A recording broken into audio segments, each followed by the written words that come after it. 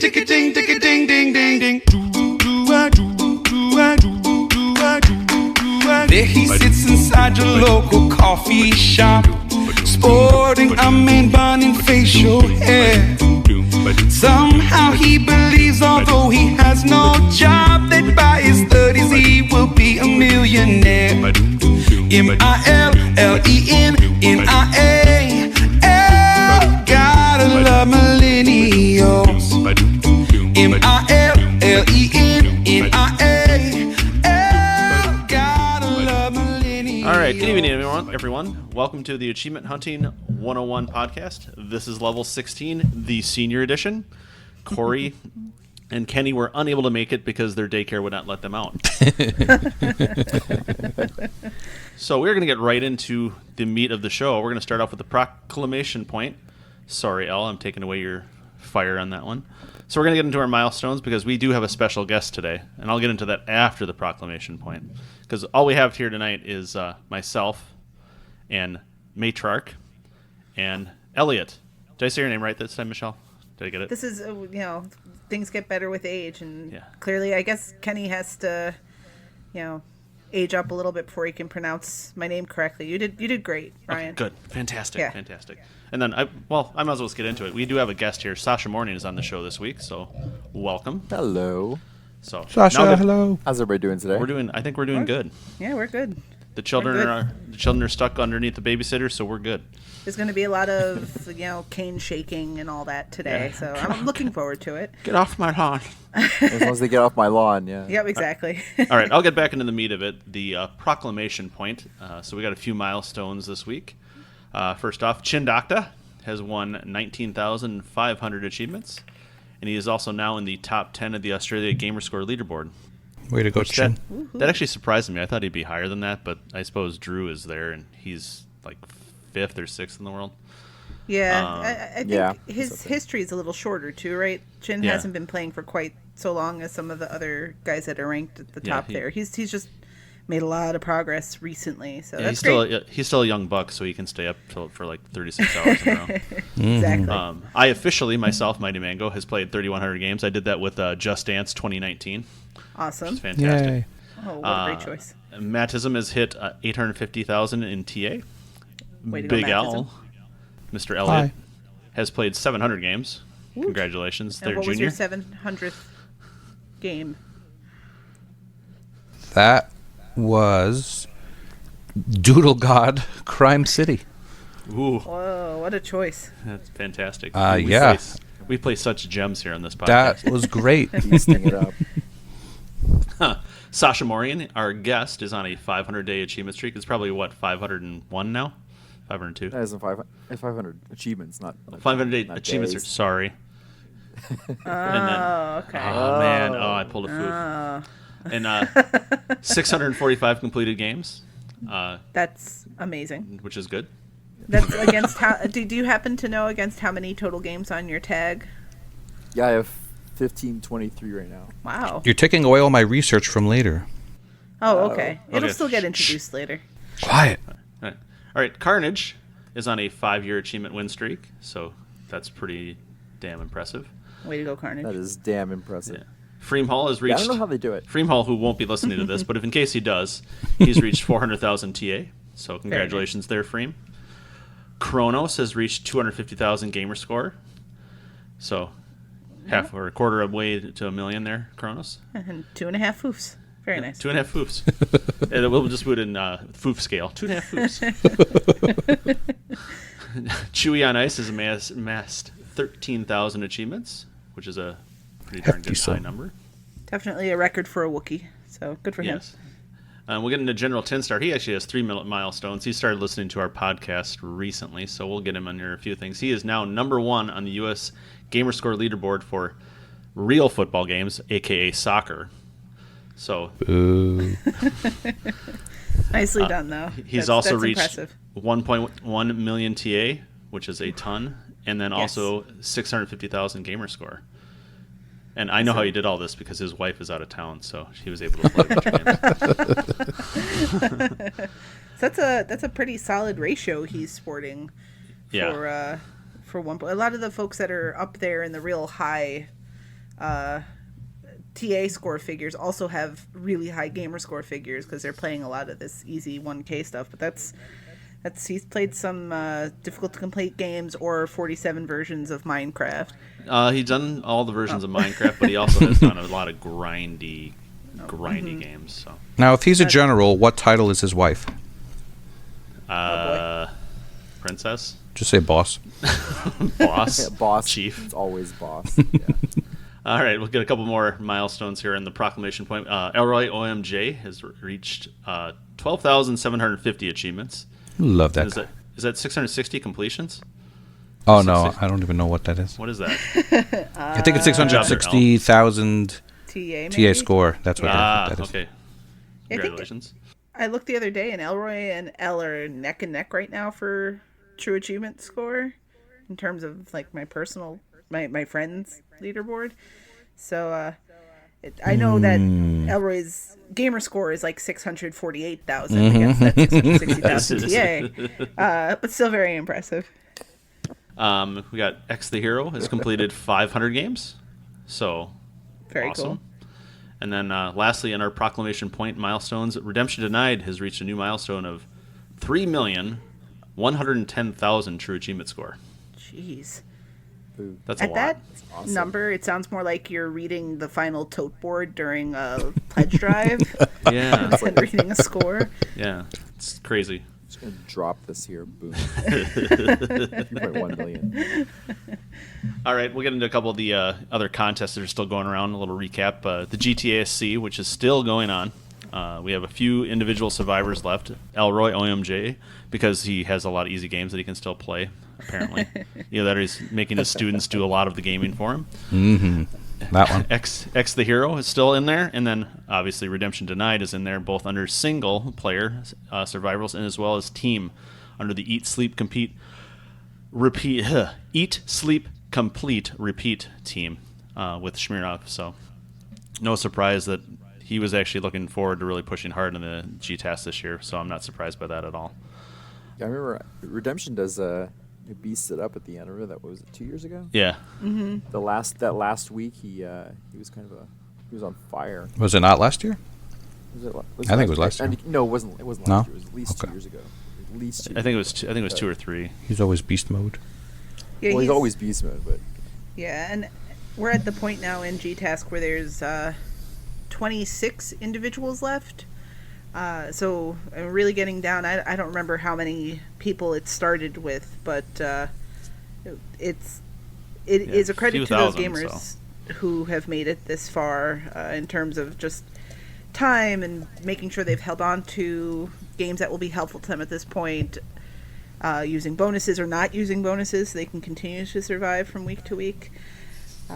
Just looking here real quick, and it looks like in the first week there were so many people that my Surface is having a very hard time loading up the number.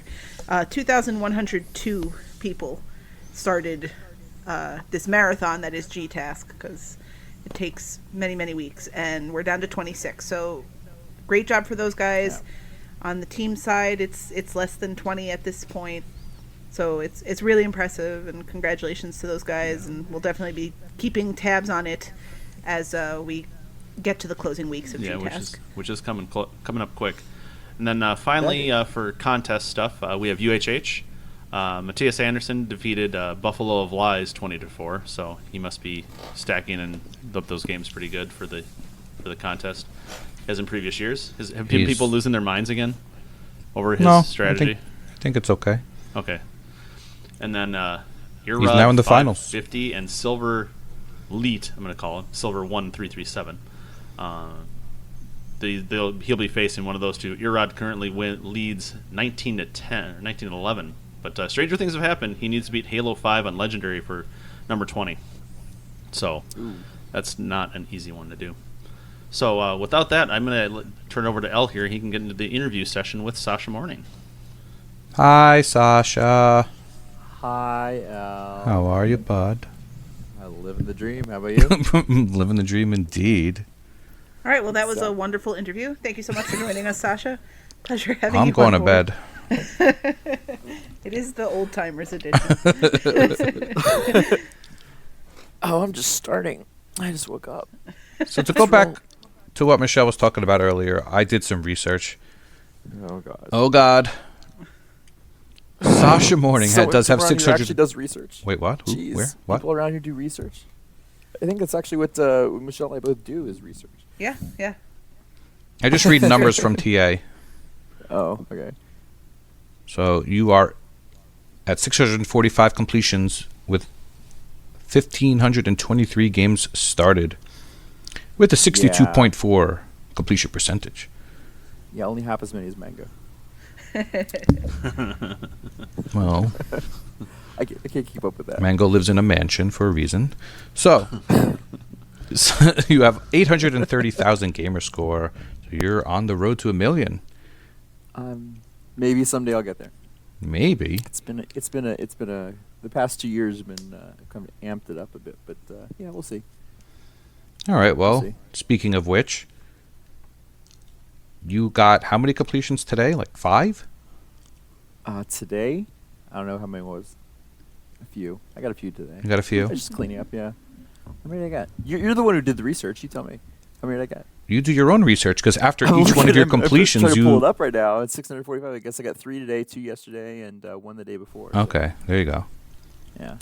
So you Windows games. you tend to keep track of your own completions on the TA feed. And my first question is, did you come up with that or did someone else come up with that? Because I see a good 4 or 5 people doing that same thing. I don't know. I don't know who started that. I know people have done that, but I guess a couple years ago I was thinking about it. I don't know. I just looking at it myself. It's more like my own kind of thing. Well, one of the names Just, that Elle thought of was Isred, but he's a copycat, so there's no way he did it. I know I've seen Jessie doing it as well. She counts those completions on the year. Yes. And Chip is like a 10-year-old version of Sasha, so he's got a copy of that also. Ooh. Oh What? boy. I'm gonna tell you said that, man. I'm telling. So just to answer the question that was posed earlier, in the last couple days, Sasha, you've completed the Food Run, Abzu, Age of Empires Definitive Edition, Dying Reborn, Valiant Hearts: The Great War, the Xbox 360 version, and Hellblade. So that's There's 6 some heavy hitters there. completions. Some of them are real a couple days games. ago. Yeah, Hellblade's a good game. Yeah, Hellblade that's what I hear. Hellblade is a damn good game. I think if my PC could handle it, I'd probably do the stack on that one because that is I can't talk enough about that game. That was amazing, and it must be played with headphones. Yeah, you have to play with headphones. I agree. Mm-hmm. Is it because the sound quality is that dynamic, or is it that like you'll miss things? Is the soundtrack really good? Like what is it about the sound that requires headphones? Well, they used the way it's made is that I don't want to give anything away, but I guess it says on the splash screen, this is this game about psychosis, Right. and a lot of it has to do with like the voices in your head, and when you're listening to it with headphones, you're really hearing like they're right next to your head. You're right next. Are they behind you? The way the 3D sound. So you're playing this. You're focused on what you're watching, but you're hearing the voices. Yeah, around you, and you I have highly to. recommend playing that game in a dark room with headphones on. Mm-hmm. Totally agree.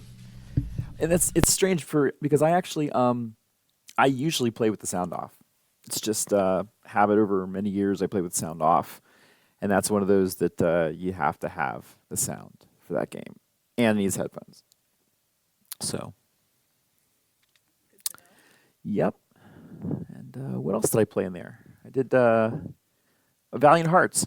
I made a point of that. I played the original years ago. I know that when it came out in it was Ubisoft Montpellier. Yes. And it came out in 2014. Oui. Which was the 100th anniversary of obviously the beginning of the Great War. And so when it rolled around, I realized I hadn't actually played the 360 version. It's been sitting on my console forever, but I hadn't played it. But so on November 11th. 2018, I decided on 100th anniversary of Armistice Day, I would go ahead and play through that one. Nice. So I figured that was appropriate. And if anyone out there has not played Valiant Hearts, it is an amazing game. It is a great story. It is a great experience, and it teaches a lot about World War I. And Hey, Mango, weren't you at World War One? No, I'm not quite that old. Oh, okay. Well, one of the cool things in Valiant Hearts was they had actually asked individuals who had personal effects from the war to either send scans or images, and that's what they used to create the collectibles in the game. So everything is steeped in historical accuracy from that part. So the collectibles, even though they are collectibles and collectibles can be annoying, they're actually really informative, which I thought was very, very cool about Valiant Hearts. Yeah, I agree. Yeah, they are. And also, I mean, for those out there with who are collectible averse, you are able to go back to chapter select on those. Right. So it's not tedious. Yeah, and there's a great walkthrough on TA too for that game. I really like games that are historical in that context. It kind of like give you an idea of what it was like in those time periods, right? As opposed to just kind of like a I don't know, Call of Duty. This is World War II from the Call of Duty point of view. I mean, I don't know if has anyone played the Iranian Revolution game. What was that? Called? The 1979. Yeah, I'm curious Black about Friday. that. Has anyone played that yet? Not yet. No. Okay. No, I have not played I it yet either. was curious to see if anyone would try that, because it looks kind of like the same idea, kind of giving the context of what that was back then. Yeah, a little bit that I've heard about it is that the game is it is similar in that regard, that it takes a point in history and it had some controversy about it because there were people who objected to how that history was presented. But the game is shorter, and it obviously covers a much more narrow scope than the World War One. But I have heard it is good at what it's aiming to do. So it might be worth checking out. I'll check it out eventually. It's on my list. All right. Now, speaking of lists, so how many games have you completed so far this year? This year, I think it's 80. Okay. I'm at 80. So I'm just curious, because obviously these completions kind of come really quickly, especially now with Xbox One. Of your completions over the past year, are there any standouts? Could you pick one or two that were like, these were not, maybe I just played them to be the EZ Gamerscore, but I really wound up enjoying them? Oh, absolutely. Yeah, the biggest one for me was I finally finished after I think it was almost exactly 6 years to the day. Fight Night Champion. I finally finished Whoa. that bad boy. Yeah, I was pretty happy. I've had this one achievement forever that it was ticking me off. It was that stand up 4 times. Will they believe you? That was my nemesis for years. I just kept going back, and then of course there was a 360 game, and I mean the controls are so twitchy on that one. You have to the timing has to be exactly right. So having a television that I had to go back and pull out my old CRT, and I was using that to try and make sure that so. Finishing that I was very happy about that one. What else have I finished this year? I don't know. I play lots of stuff. I play a lot of indie games, and not just because people say, "Oh, they're easy," but they're, first of all, not all of them are. But I just think that I don't like. I'm kind of tired of the cookie cutter ones that the AAA titles tend to be, the so-called AAA titles. So I do play a lot of indies. What else have I finished this year? All the versions of Minecraft that I had to redo. You're probably going to do that next year too. Probably. Well, the 360 one should be finally done now. The 360 should be over. Yeah, Flame in the Flood. That one. That's one that I really enjoyed. The survival games. I really like survival games. So, but that one is a lot of fun. The whole mood of Flame in the Flood. The whole kind of reminds me of. Oh Brother, Where Art Thou? Yeah, I'd see that. Yeah, it's a very cool game. Lies of Astaroth, that thing's finally done. Oh, I gave up on that game. It made me so angry. Every update just ruined that game. They just kept on making it worse.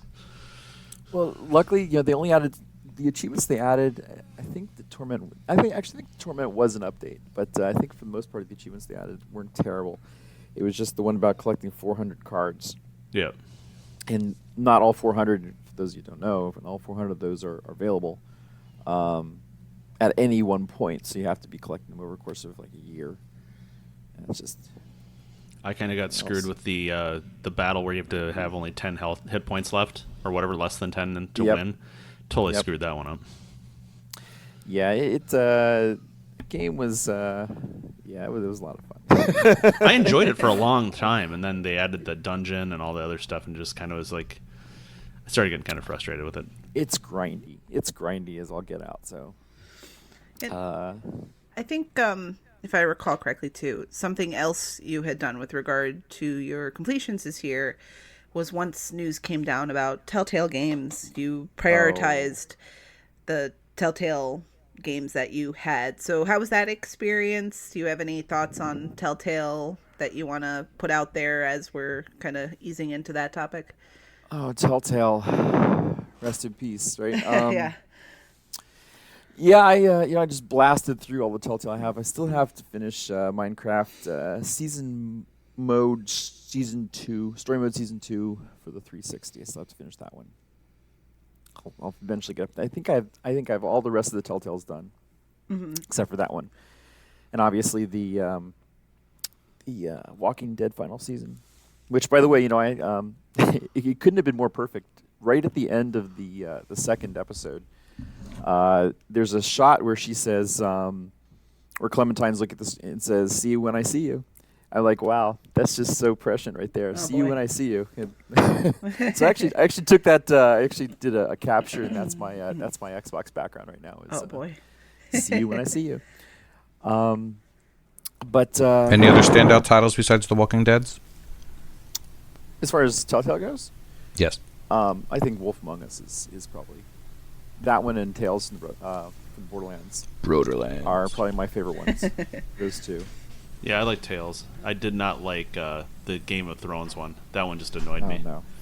It was longer. It was 6 episodes, and it was slow. I wanted to kill every character in that game. So you're basically George R.R. Martin. Yeah, I really wanted to. No character is safe. I was talking to someone about that. When did Telltale finally, take the nosedive? And that was it right there. It was Game of Thrones and Tales from the Borderlands came out within a week of each other. And I don't want to second guess anyone. People are much more business oriented than I am. But when you're building a company and you're launching 2 games within a week of each other and you're competing with each other basically, that's not how it works. So they were obviously doing too much at once, and I think it finally caught up with them. So yeah, unfortunately. But unfortunately, do you have an opinion on Walking Dead apparently being picked up to be completed by another company? I know you said the "see you when you see you" it sort of kind of works as a comma on the sentence right now, but what are you hoping to see from the future of that particular franchise? Well, I think that Skybound picked that up, right? It's right. Kirkman's company. Kirkman's, right. So right there, that was fantastic. I think it's the best. That is probably the best possible. And we don't know what's going to happen. We have no idea what's going to happen as far as that goes from here on. But seeing Skybound pick that up is a positive thing. I mean, we're all expecting this to be Clementine's hurrah, last hurrah. Hopefully not in the way that Lee went away, but we'll see. We'll see how that goes. Lee. It's funny, going back and playing through. I went through the whole collection again, and I'd gone through it 3 times already. I did the 360, I did the 1, I did the Windows 10, but actually going through it all at once. And just really having an appreciation, knowing that this is the final season, and knowing that they already canceled those last 2 episodes, and feeling just actually a lot more nostalgic playing through those one more time. So, all right. Quadruple stack. Quadruple stack. But, we'll see how Skybound does with that. I noticed. Was it today? Thief of Thieves is also Skybound. Mm-hmm. Yes. Yeah. So, looking forward to doing that too. It's on Game Pass, so that's locked and loaded. All right. I could see Kirkman maybe doing a more direct tie-in with the show towards the end. Maybe just kind of continued story arc, twist off, spin off. I could see that kind of happening maybe. I suspect that the story's already written. I suspect that really what they're doing is, I think that everything's written. I think it's just that they, because they already had dates. I have to believe that Telltale got smart after botching Minecraft season 1.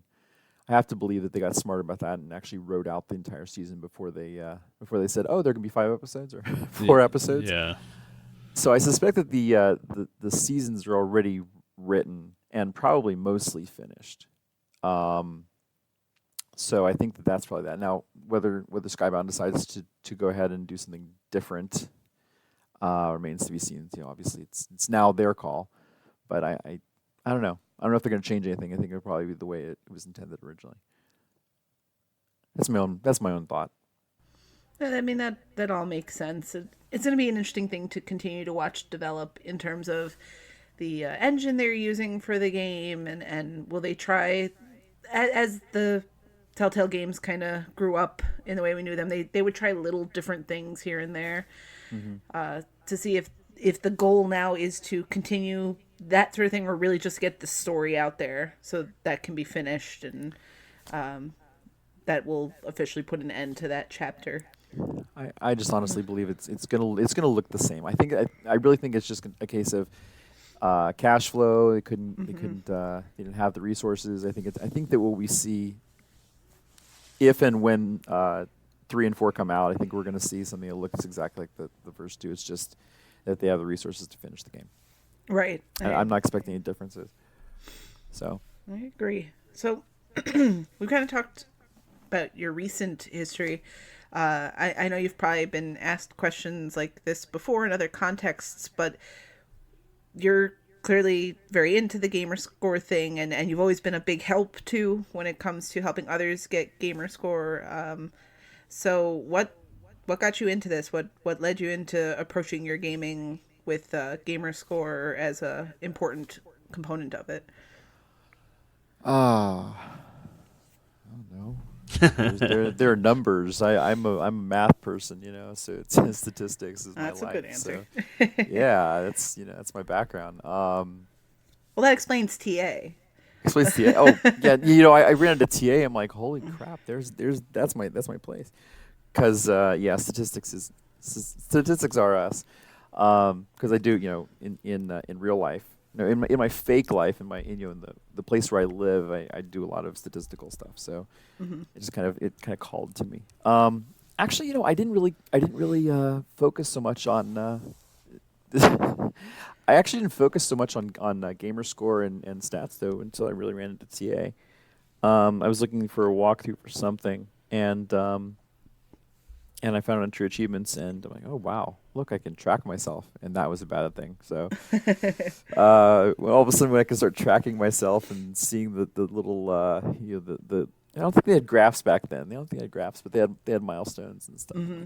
Like, and there was a time when I was like, I was trying to get up to the top 10,000 people. I was like, up to 10,000, and I've gone a little bit above that now. Just a little bit. Just a little. Just a little. Well, I hit top 100 last year, and then I immediately took some time off. But I'm still out there. I just happened to look. We both signed up for TA around the same time in 2009, so that's pretty interesting. Yep. I remember exactly where I was when I started TA. Actually, it was in San Antonio. I was doing a project out there, and I had some time to kill, and had my Xbox with me, and I was looking for something. So I actually remember exactly where I was when I joined True Achievements. It was a banner day, and everybody wishes that I hadn't. And but you've contributed a lot to TA. You've done over 1,000 solutions, I think. Is that correct? Yeah, something like that. Yeah. I know I hit 1,000. I do know I hit 1,000. And you've done several walkthroughs as well. Not 1,000 of them, but no. There are people. I've done a couple of them. Yeah, and we achievement hunters appreciate that. I tried doing war games. I spent more time on war games over the past because when war games came out, I tried doing that one, and I finally had to give up on that one. I posted in the forums best ideas on how to get those achievements, but honestly, I think the war games. Has anyone played war games? Yeah, yet? I have. No. Okay, no. It's an interesting idea. I think that you will probably have just about as much of a chance popping all of those achievements if you follow a guide as if you don't. Yeah, I idled like 400 points out of it. Wow. Yep. Okay. There are a few things you have to do, but honestly, the game is all random numbers generator, and so whether or not you get the achievement you're trying to get, I just didn't think that there was an appropriate walkthrough for that. So I posted my thoughts in the forums and just let it go. Yeah, because some people finish it really easy because they get the numbers to match up. As you said, randomly generated. Other people, like myself, tried over and over and over again, and I just gave up because I couldn't get. I'd do the right things and wouldn't get the ending I needed. Yeah, and that's what I told the walkthrough supervisors. I said, I could basically come up with a guide, but there's that one episode with the coffee shop, where I don't know if anything was really. It was a mess, and so I said, I just don't feel like it's I can write this to a level that's appropriate without just raging at it. So I just said, just take me off this one, and I did Planet of the Apes instead. So It's a good trade-off. well, I already had Planet of the Apes actually written. It was posted in the forums before that got published too. Okay. So it was just a case of move here to there, and I think it was done in 3 hours. So All right, I have one final question before we move on to some news and just one things. Uh-oh, here it comes. He's been waiting. Gonna address the elephant in the room. Elephant. This one, huh? That one. Go ahead. Well, Let's speak. several times on TA, a certain Sashamorning has said he's retiring. Were you planning on leaving Xbox entirely or focusing more on playing for fun? What exactly happened there? What is this fun of which you speak? I actually did end up. I actually did consider just walking away from Xbox for a while. It's out there in the gaming community, I'm sure we've all eventually run into something where it's like, where does this rate in my life? Mm-hmm. Where does this gaming, this quest for achievements or trophies in PlayStation, where is this going? Is this my life focus? And if so, is that healthy? And so I had to put it away for a while. Unfortunately, I've had too much time on my hands. Is really as I kind of got back into it. So I'm like, yeah. So I've been kind of sitting around for a bit. I had too much time, so I'm like, I'll go back and play some stuff. So that's where this flurry is coming from right now. Have a little bit of break in between things. So. Do you find that the sense of retiring from Gamerscore or hunting is that a sort of a burnout response, or is it like you said more like just a reflective thing? Like, whoa, I need to spend my time elsewhere right now. Well, in last fall when I said I was retiring, and I think I mean if you look at my stats, I really did flatline for a while. I didn't get a completion until March. So I didn't even complete the first 2 months of the year.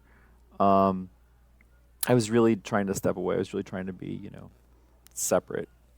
And so it was more of a reflection thing that, my priorities.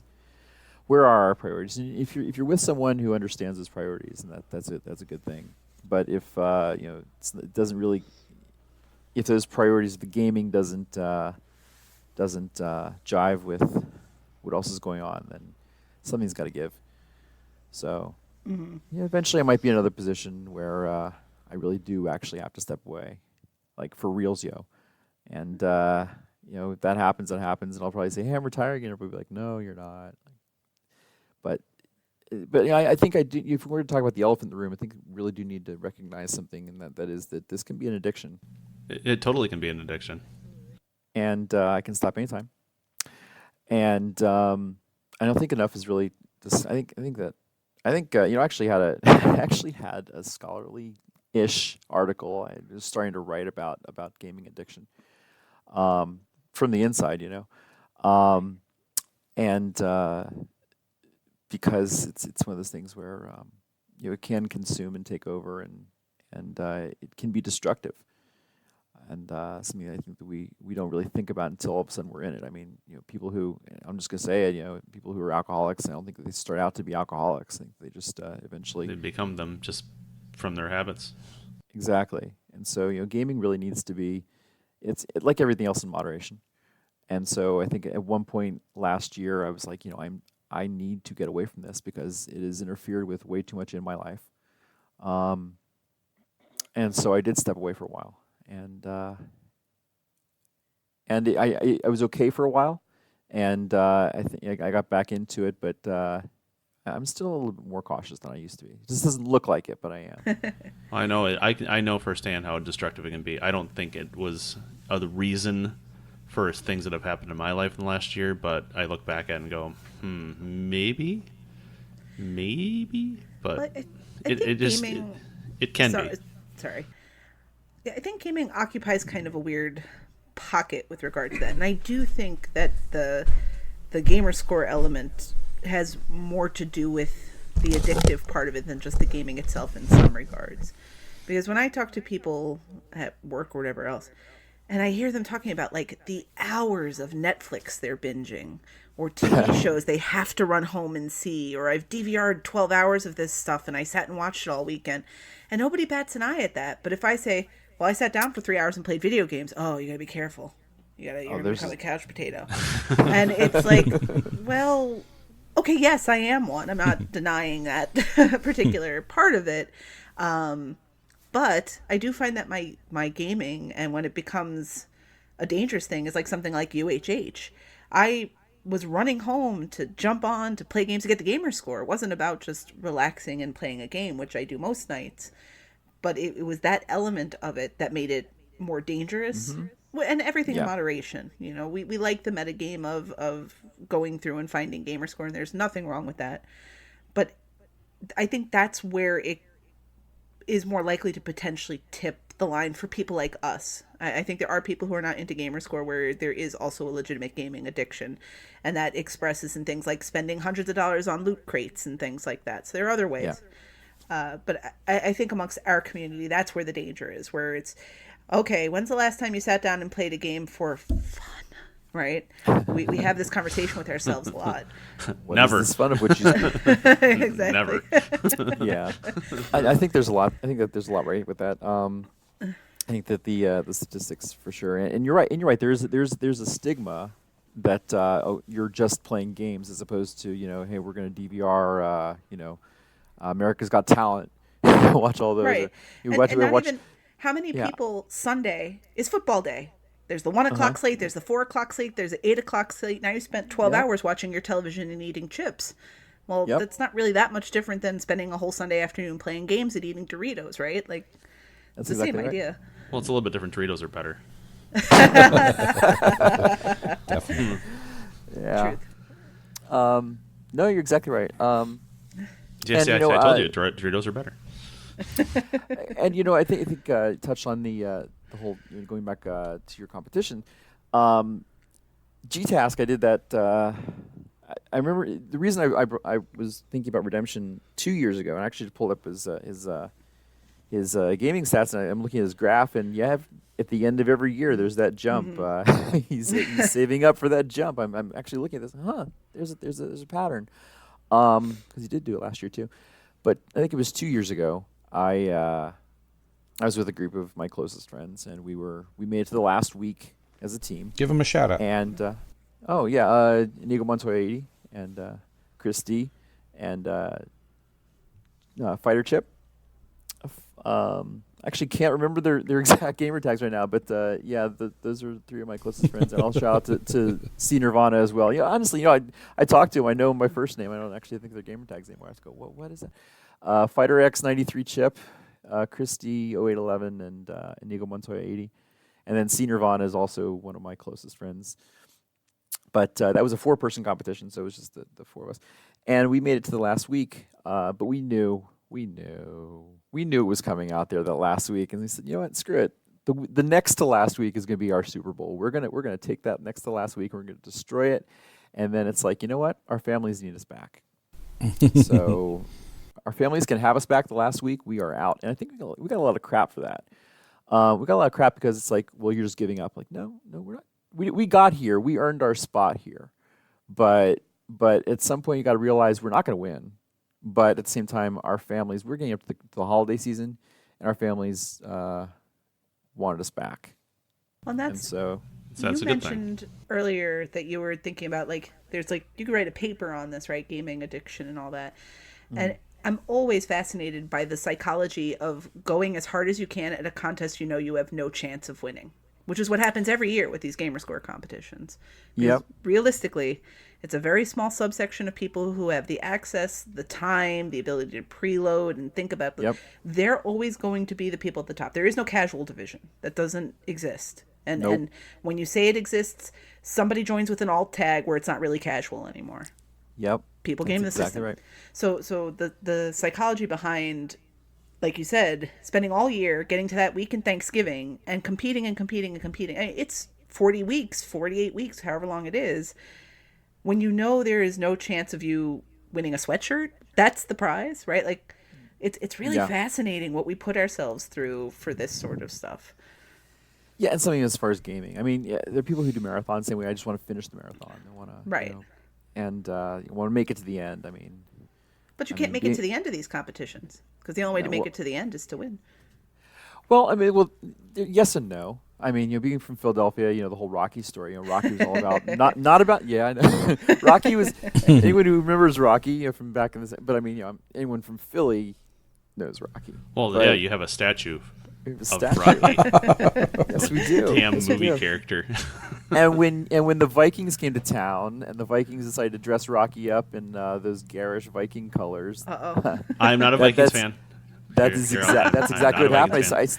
When I saw that, I'm like, Rocky's gonna get ticked off, and he's not gonna, and that's what happened. But no, but I mean, Rocky. If people remember, the first Rocky movie wasn't about him winning. He never thought he had a chance.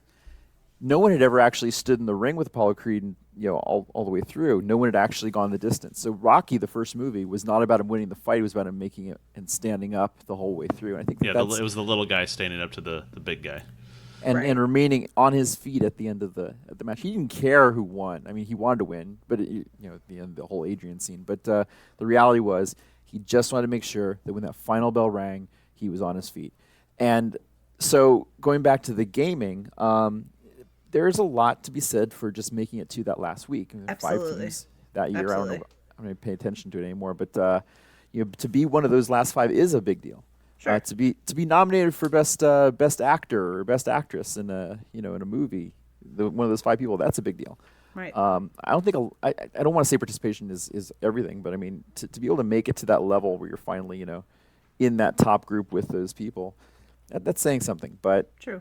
Oh, let's look at the people we highlighted today, right? The 3 folks within the community that are still participating. They're just about at the top 1%. Not quite there yet, but that is something to hang your hat on. Just about there. Yeah. So yes, anyone at this part is my hat off to do it, especially if you're doing it multiple years. That's saying something. Yeah. So. Well, you guys have any other questions for Sasha?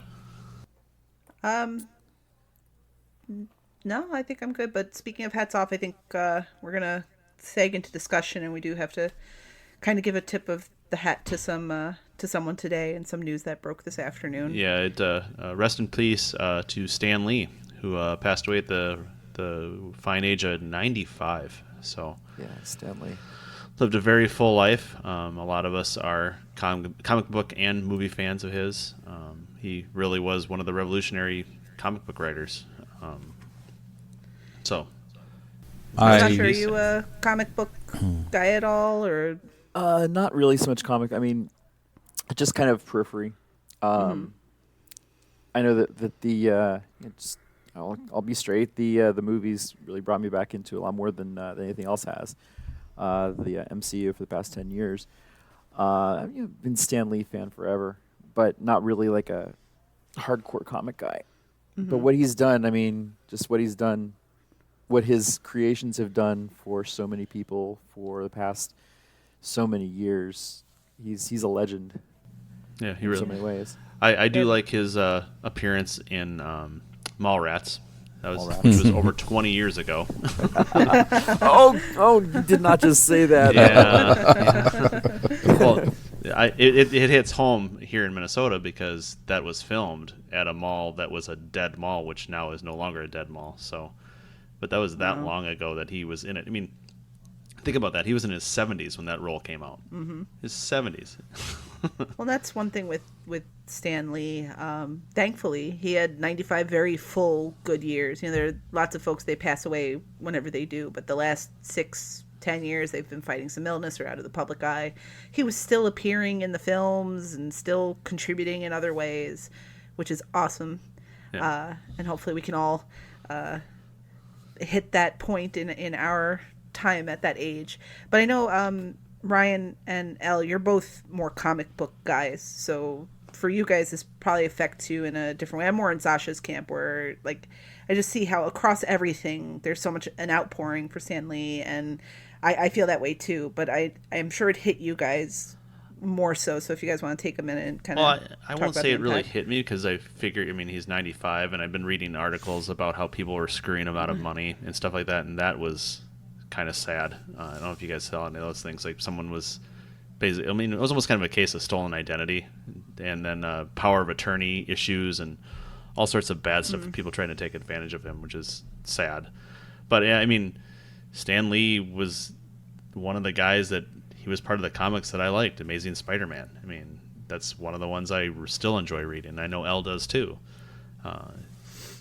The creative mind behind that is gone.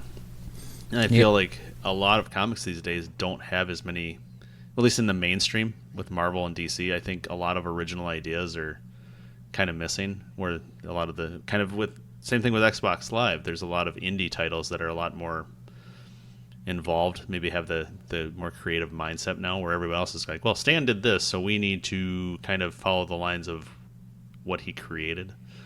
So, but he was a revolutionary writer. I mean, he did most of the writing. He didn't do a lot of the drawing, but he was good. It's kind of sad. What about you, Al? Actually, this one hit me very hard. Over the last year or two, we've lost several musicians and actors, but this one, I have to say, I shed a tear at work today. And ever since I can remember, I was reading comics in the early 90s, so before all the big movies hit and everything, I was reading comics. Back in my day when they were $1. But, my son and I have actually been reading through the old Marvel Masterworks, the Spider-Man 1 through 10. Nice. And we started reading those, and then, of course, Steve Ditko, the original artist, died, and now Stan Lee. So it's great that we have all these things. Yeah, it's the gift that they gave us and that we continue to enjoy is pretty amazing. And yes, he's definitely his cameos are all amazing. Well, yeah, you watch the Marvel movies waiting to see where's Stan. Where's Stan? My favorite, I think, was Deadpool. I won't say exactly what it was, but I think that one was my favorite. A lot's gonna be made about the fact that he was 95 and everything like that. But there's a fact that I don't know if people knew. His wife died last year. She passed away. Mm-hmm. They'd been married for 69 years. Yeah. I mean, that's just that's incredible. But he was revolutionary, and he'll be sorely missed. So he'll know the ending to Avengers before the rest of us, right? So.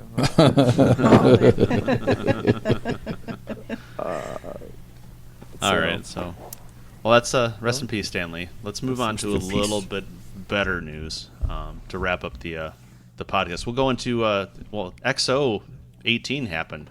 Do you guys know that? The XO 18 that I didn't know anything about last time we recorded. You call yourself a gamer. I know. So we'll get into. There's a lot of news coming out of XO 18, like legitimate news, not a bunch of fluff and garbage. So we'll just get right into it. So one of the things, Microsoft has acquired both Obsidian Entertainment and Exile Entertainment. Now, Obsidian, one of the companies, they made Fallout New Vegas. Mm-hmm. And then in Exile made the Wasteland games. which are actually very good games if you ever get a chance to go at them. Wasteland. Yeah. Old school. Yeah, old school. This is Microsoft picking up from where they left off at E3, where they had announced acquisitions of Playground Games and the studio behind We Happy Few and the studio behind Hellblade, right? So they're Ninja Theory. right. So they're picking that up. And before we recorded today, we did a little bit of research on the studios they acquired today, and they have a history. They both left. They were both founded by developers who left Interplay after the first Fallout game. So these studios have grown up separately, but have worked with each other. So acquiring the two of them was probably kind of a package deal. But just like with the E3 acquisitions, they're planning to give these studios autonomy to create whatever amazing games they have for us. I do not have a great history with Fallout New Vegas, mostly because I purchased it from a GameStop, opened the box 6 months later, and there was no game in there. But so I have not played it. But these are big, high-level acquisitions, and hopefully they turn into big, high-level first-party content for Xbox owners. Which would be great. We all need that. Speaking about first-party content, and something that both Corey and I wanted to be in news is Crackdown 3 has a release date. Yay! Yay! February 15th, 2019, which I'm sure will be postponed to February 14th, 2020. But right now it's February 15th, 2019. So, and speaking of Crackdown, if for some reason you don't have the original Crackdown, it is available on the Microsoft Store for free until November 30th. Yes. And it So went if you've backwards been living under a compatible. rock and not ever played that game, there you go. Are you guys excited for Crackdown 3 actually having a date? I am. I played both the original games. I haven't Yes, beat them, Michelle and I have actually completed both Crackdown 1 and 2 in co-op, so we are very excited as well. Yeah, it shows up now if you have Game Pass. Download it. It shows up as Crackdown 3 campaign, which I find interesting. I don't know if that's a hint of something else or whatever it is, but just that the tile is live and it's there, and it is coming to Game Pass, as are all future first-party Correct. Microsoft titles. which segues into a game that's coming to Game Pass actually today, which was PUBG is on Game Pass. right. Which, if you didn't already know, was actually it was a free-to-play weekend for that game, which kind of maybe got people preloading it, and then, hey, look at that, it's free now anyway on Game Pass. So I actually played PUBG for the first time this last weekend, and I kind of enjoyed it, sadly. Wow. Now, have you played Fortnite? I have not played Fortnite. I've seen Fortnite being played in person, but I've not played Fortnite. Okay. I'm just curious for someone who has experience between the two. Well, I will say in my second match of PUBG, I got to 7th. And very nice. I got there and I got the achievement for not shooting anybody and getting into the top 10. So Nice. Very nice. So are you in the I did bathroom? an excellent job of camping. It's funny you say that. When I did PUBG, I'm like, ooh, I can get that. There was that glitch that you could get the one for winning the winner chicken dinner by doing the training. Yep. Really? Well, apparently when they did the free weekend, they patched that out at the same time. So I went in and waited 30 minutes, and they're like, oh, nothing popped. Oh, they patched it out. So, yeah. So what other news we got? We got the Windows Store is getting some improvements, which is good because it's terrible. I hate the Windows Store. So any improvement would be better than what it is. And this is kind of minor news. Hellblade, the game we were talking about earlier, is actually getting a physical edition, which I guess it shows that they want to get the game out there to people that don't necessarily have internet access, I'm guessing. Stack. Sure. Stack. But stack. and stack, yeah. Hopefully it's a stack. It also is coming to Game Pass in December. So if you guys, those that have not checked out Hellblade, it is fantastic. As we both have said, check that out. I'm going to get to some bigger news because some of these news I don't really care about. Kingdom Hearts having Winnie the Pooh mini games. Who cares? Games never come out. Is that game actually going to ever come out? No. I remember. No, I remember hearing about that. What was it? It's like 5 yeah, years at least now. that's bullshit. It's never coming out. Maybe it's like a threes issue. Like, Yeah. how long did it take Street Fighter to finally get a third? Yeah, who Officially a knows? third. time. Yeah. And Crackdown has been stuck at 2. Portal. Half-Life Half-Life, 2, right? Half-Life Exactly. 2 Episode 2. Right. So, I mean, maybe that's it's just not what coming. it, So what it is. So for those that give a damn, Winnie the Pooh is going to be in it. There's going to be mini games. So oh boy, congratulations. So when What's I did the real important news, right? So well, You're scrumpy. I would say I would consider this better news, not more important news, but the entire suite of Final Fantasy games are coming to the Xbox One. So I think that is and I'll call it maybe the PlayStation suite. Would that make sense? Because you get Final Fantasy 7, 9. Well, it's not even the entire. So No. no, 8 is coming. So 8 is coming. So not that 7, is- 9, 10, 10-2, right. 12. 8's not coming though. Well, that news was announced before XO18. I think the But- Final Fantasy news that was at XO18 was the 13. The 13 set. backwards compatibility. But I Is- think there was some yeah, and question for sure if Final Fantasy is coming. There's a lot of talk, so I think they confirmed it. I think Yeah, that's a good thing. It's exciting. I'm definitely. I am pumped in theory to have Final Fantasy VII with an achievement list. I, in reality, will not play it. But I think it's exciting that it's coming. Yeah, and it says 12 is coming in 2019, so that would be 2029 Right. based on Square Enix's release record. You know what I was excited for from XO18 was Winter of Arcade. And I know, it's we get 100 titles a week now, but I loved the Summer of Arcades that they ran back in the day. I don't know exactly what the plan is insofar as the release schedule. So for those of you who don't remember Summer of Arcade, and if you guys remember better than I do, please chime in. But it was generally 4 or 5 games, and it was one game that came out per week. So games that came out during these promotions were things like Explosion Man, I remember, was one set. Elo Milo, I think, came out in a spring or summer or winter of arcade type deal. So it was one biggish. Braid, yes, Braid definitely came out during that time. I think, I don't know if Bastion was too, but they were Yeah, high. Bastion was in Bastion 2011. Yeah, Okay, Bastion so was. perfect. So these were high level arcade games that were coming out over a 4 or 5 week stretch, and they also ran some promotion that if you bought all the games, you basically got a game free. You got back Got- Microsoft points, Michelle. Right. Yes.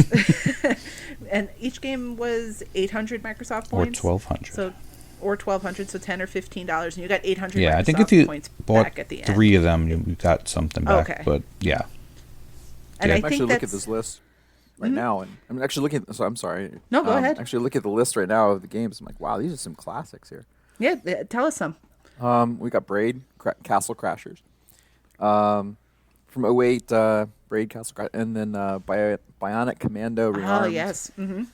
Galaga Legions, Geometry Wars 2 was that was the first year, and then the next year was Shadow Complex and Explosion Man, Trials HD, Marvel Capcom 2, TMNT Turtles in Time Reshelled.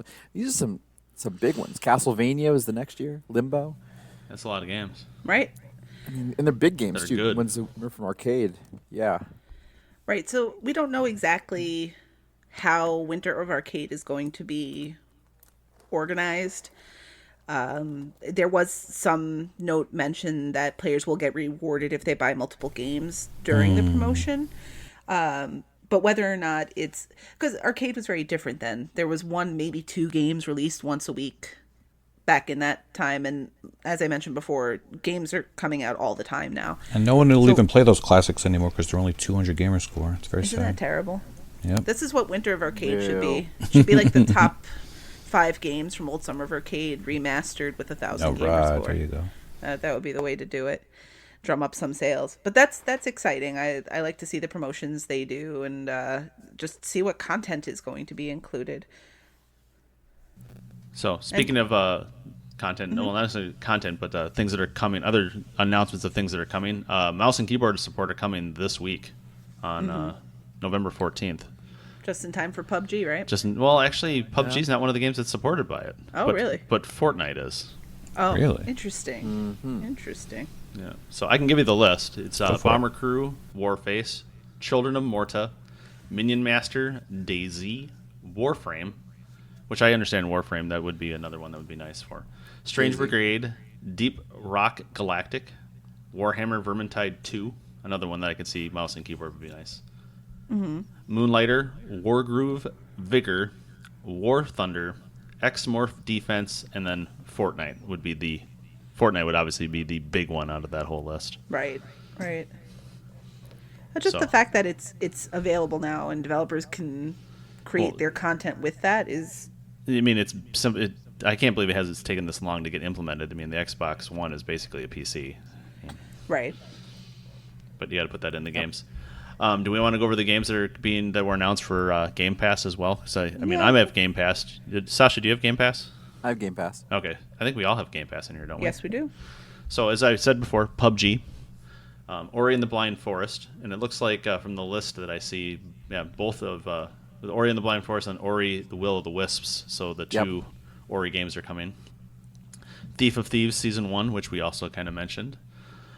Void Bastards, Hellblade, which we also talked about, The Good Life, Kingdom 2 Crowns, Aftercharge, Supermarket Shriek, which that sounds amazing.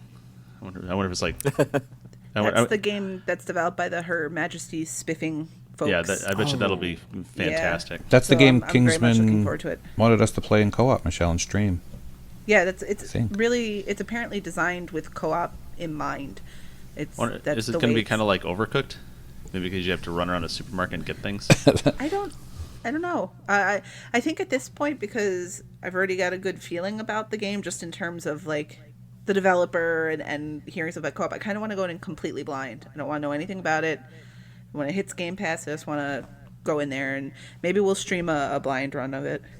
Yeah, what else we got? We got Mutant Year Zero, Pathologic 2, Secret Neighbor, which my kids have said it's supposed to be a good game, but I don't know. The Good Life, and then this one is kind of funny, Agents of Mayhem. I'm kind of surprised that one's coming to Game Pass. Yeah. Interesting. Agents of Fun. Thanks, Grandy. Rocker was telling me he's excited about Mutant Year Zero because he said it's like XCOM. Okay. Okay. So good for him. And A couple more was MXGP3, and then Thomas Was Alone, which Thomas Was Alone is actually a pretty good game. If you guys haven't played it, you play basically a box. yeah. It's the only EZ Gamerscore game in here, so Yeah, You grab it. Yeah. counter other boxes that do different things from the first box. But it is a good game. I but enjoyed it quite a bit. there's no dates other than PUBG, but those will all be coming. So Well, I think Supermarket Shriek isn't supposed to come out till March. Yeah. I don't think it's soon. So something to look these are forward to. Some, in the future titles. Thief of Thieves is out today, Yes. so that's And on the other hand, I believe Fallout 4 gets removed. As of it's recording, it's November 12th, right? So it gets removed within the next few hours. So by the time you hear this, it will not be on It will Game be Pass gone. any longer. Yes, that's the So one thing that's- with Game Pass. If you start a really long game, it might not be there next time. So yeah, and Right. they've been doing that. A lot of really long games are on Game Pass that are not there for enough time, I'd say, with all the other. Well, at least not enough time for us who jump from Right. game to game to game to game to game. Right. but they do offer a little discount, so I guess they give you enough warning to pick it up. True. It's true. at least they do that. I mean, it's better than having all of a sudden the EA servers are gone. Right. Oh, and they're down. And, you can't get back on. Yeah, that's fine. Sounds like you have some experience with this. Need for Speed Carbon can be gone still. That's fine. Or when Also, you- in some late breaking promotion point news, just to put it out there before we hit record today, General Tin Star, who hangs out in Discord with us, said he was working on his 800th completion, and he Nice. hit his 800th completion with Secret of Monkey Island Special Edition. So congratulations, Tin Star, on your 800th completion. Yeah, congratulations. Yay, He was telling Tim me he didn't Stone. want it to be a Neo Geo game, so I'm glad he found something else to do. I actually know him fairly well. He was a side note. He was the godfather to my daughters. Wow. I actually flew him up here from Arizona. You know him fairly well. Yep. He's basically family. That's Basically family. Well, I think that's. Do we have anything else to cover, guys? cool. No, I think that's pretty much it. All right. Well, I'm going to thank everybody for listening to the Achievement Hunting 101 podcast. You can find us on our Discord channel. which I always forget how to say it. Does anybody else how to say it? Because I'm old, I forget. Sure, you can find us on our Discord channel. It's Discord. Is it .me? It's .me/TAH101. So we can all be found on there. Obviously, I can. I have a Twitter. I can be found anywhere under Mighty Mango on Twitter, Xbox Live, pretty much anywhere. I am not the Naked Mighty Mango. That is the fruit drink from the Naked Company. Though I have been known to be naked from time to time, but that is not me. So if you find that one and try to tweet them, they will probably respond to you. That's the wrong Mighty Mango. So, Sasha, do you have any way that people can get a hold of you other than on TA? TA, Xbox. I look at TA most of the time. That's pretty much the way I go. I keep to myself pretty much. Shockingly. Yeah, no. I'm always on TA. I'm always on TA. You can always find me there. And L&M, you got anything else to say for people to reach you at? No. Or is it the same as Leave me? us alone. Nope. Okay, leave L alone. L's old and grumpy. All right. I'm just going to throw one more time. Thank you so much for joining us today, Sasha, on our old person's version of the Achievement Hunting 101 podcast. It's a pleasure having you on here today. Thank you very And much. we'll hope you join us again. Yeah, thank you very much. And with that, I will say adieu to this week's episode of the Achievement Hunting podcast. Thanks, everybody. Excelsior! 5, 4, 3, 2, 1, 0.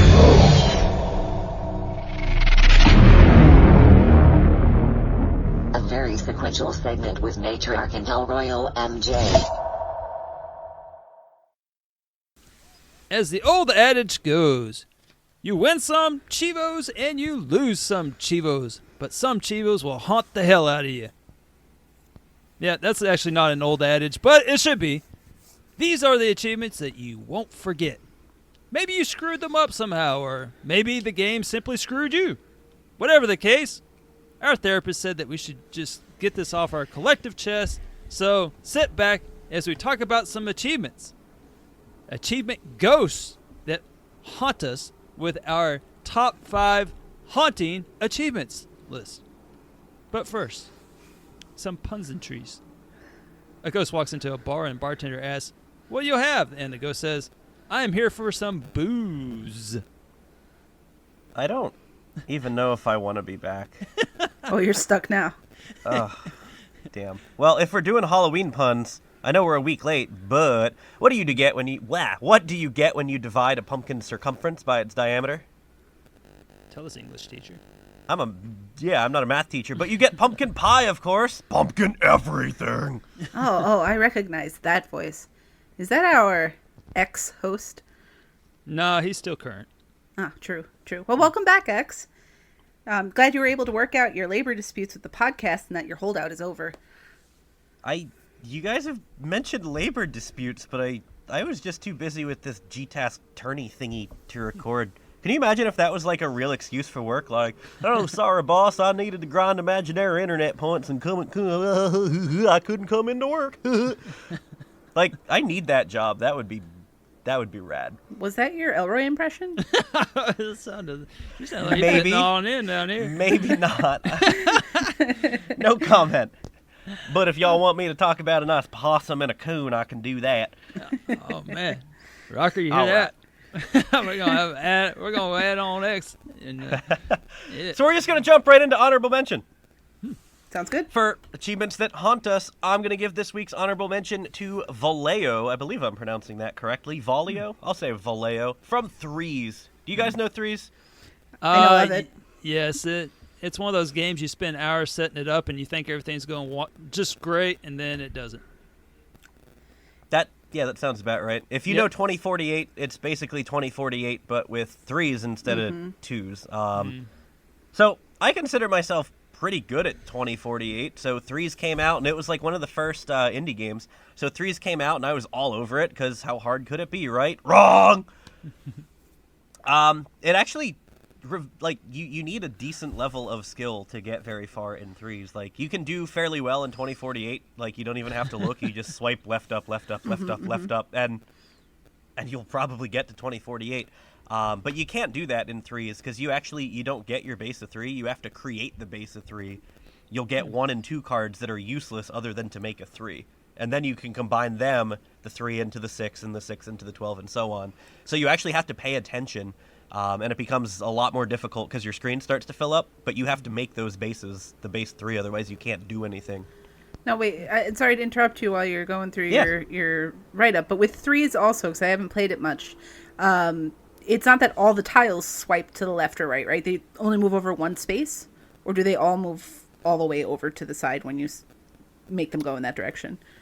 I'm pretty sure it swipes all the way over, just like 2048 would. But I also haven't played it in but you get those 1s years. and 2s that won't combine with anything. Right, yeah. If you get a 1 next to a 3, it's useless. You can only combine the 1 and the 2 to make another 3. Got it. So you can have like a perfect run going, and then just luck of the draw. It doesn't even have to be your fault if you just get a 1, and then you get another 1. It's game over because you can't do anything with it. Right. You just said draw. Draw. I'm still working on my Elroy impression. I heard it. My ears perked up. I heard it. I guess I should. No, that wasn't even intentional. What can I say? Yeah. But first it was the puns. Now it's his accent. I worry for you, X. I worry. They say you start to become the people you spend time with. I'm becoming Elroy, y'all. They'll call me X-Roy. X-Ray.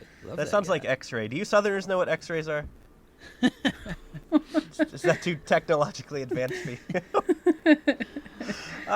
Anyway, I spent like a disgusting amount of hours and time of my life trying to get like a perfect run, but I couldn't even do that. I was just trying to get a decent run. The Vallejo achievement is for combining 3s to get up to a 6144 card. But after hours and hours and days and years, and not really years, but a long time of attempts, I got 768, which is basically an eighth of 6144, because you'll need 8 768 cards to get this Vallejo achievement.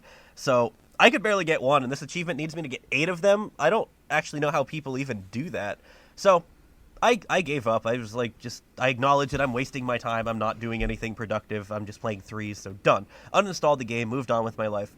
And then I checked on TA, because I saw, like, the ratio plummeted, and someone posted a solver. Like, someone actually developed the code and made a 3s solver. And there are people in the comments, like, there's a will, there's a way, right?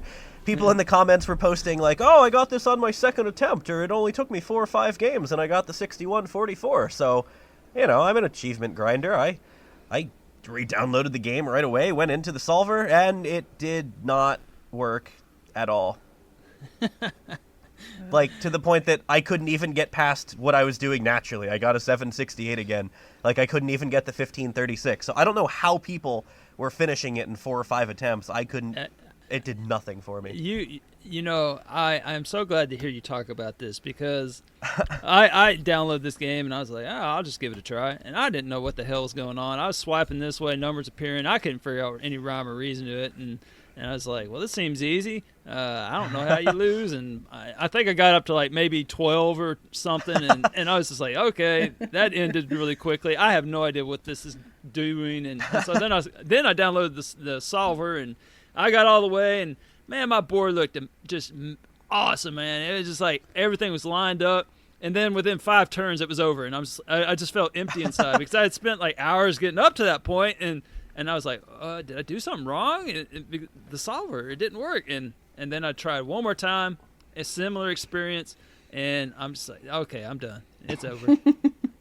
So Em, if you have not used the solver, it's not like it's a quick process either. It's not like... Oh, yeah, it takes forever to set up. Yeah, it takes like a solid, 5 minutes just to initially set it up, and then every card that comes in the game, you have to manually plug into the solver, and then it thinks for like 20 seconds in between moves.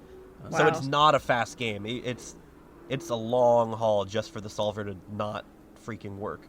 Yeah, and then you're sitting there and you're swiping on your computer, your laptop in your lap, and you're looking at the screen. Sometimes you mix up the two and you're swiping on the wrong one, and then you're like, oh God, did that just cost me this because I moved a turn without verifying with my solver, and then it looks like it's working out, and then, oh no, 5 turns later, it's over.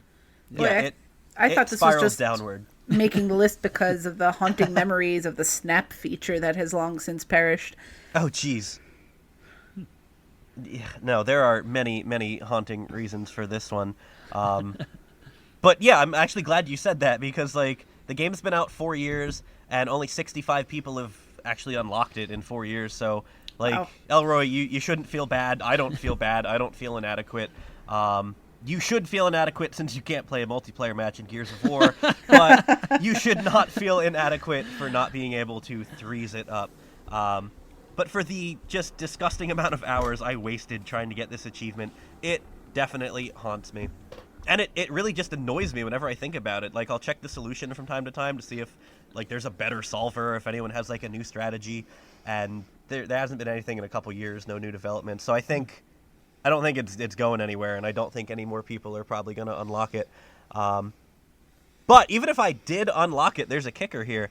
It would still continue to haunt me, because earning Vallejo along with the other 2 prerequisite achievements would make my gamer score end in a 7, which is just terrifying. Oh, man. So, Vallejo and threes haunts me forever. Honorable mention.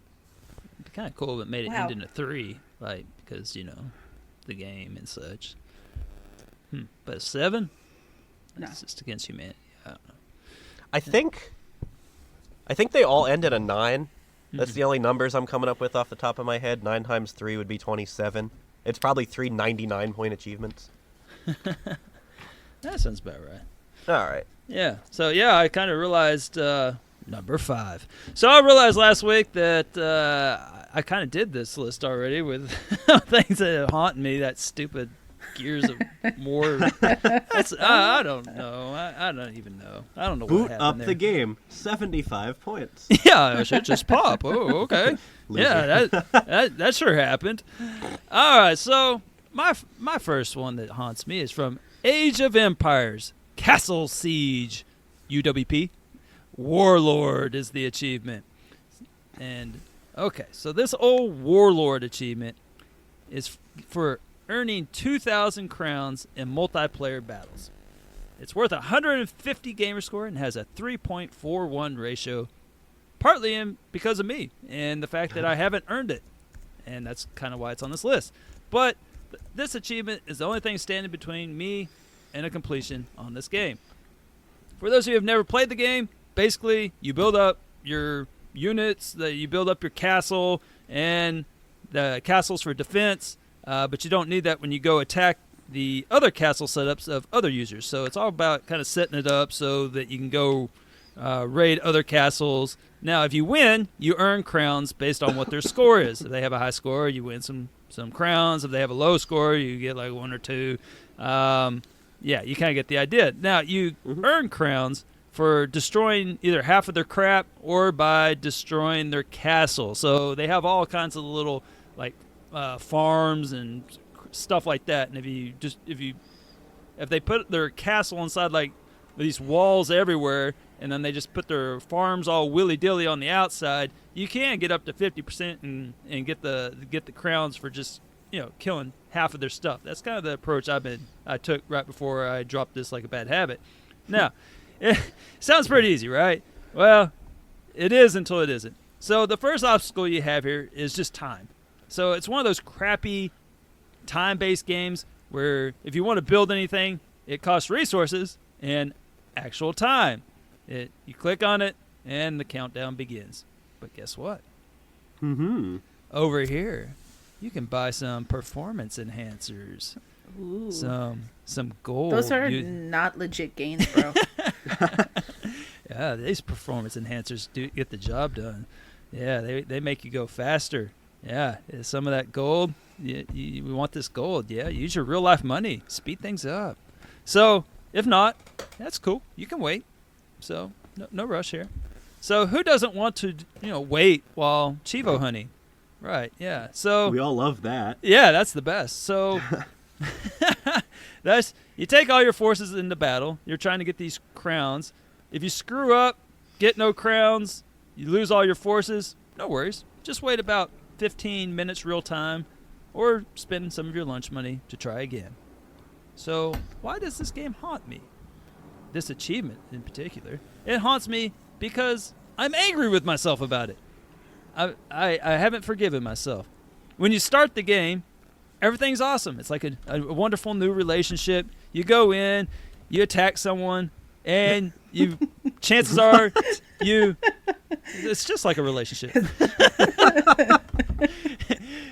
you go in and